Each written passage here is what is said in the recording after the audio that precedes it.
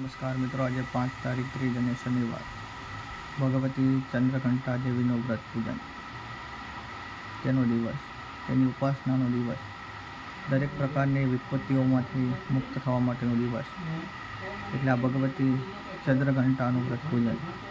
ચંડીપાઠની અંદર નવદુર્ગાનું વિશેષ મહત્વ બતાવેલું છે.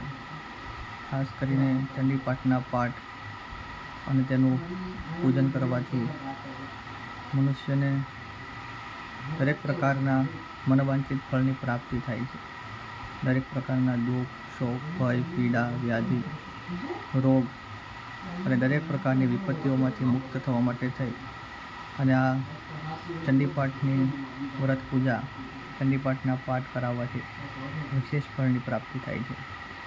અને ખાસ કરીને એમાં પણ આ નવરાત્રિની અંદર ચંડીપાઠના પાઠ, તેનો વિશેષ મહત્વ બતાવેલો છે.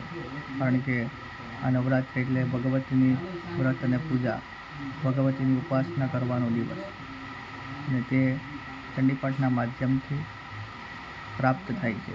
દરેક પ્રકારના મનવાંછિત ફળની પ્રાપ્તિ માટે થઈ અને ચંડીપાઠનું વિશેષ મહત્વ બતાવેલું છે.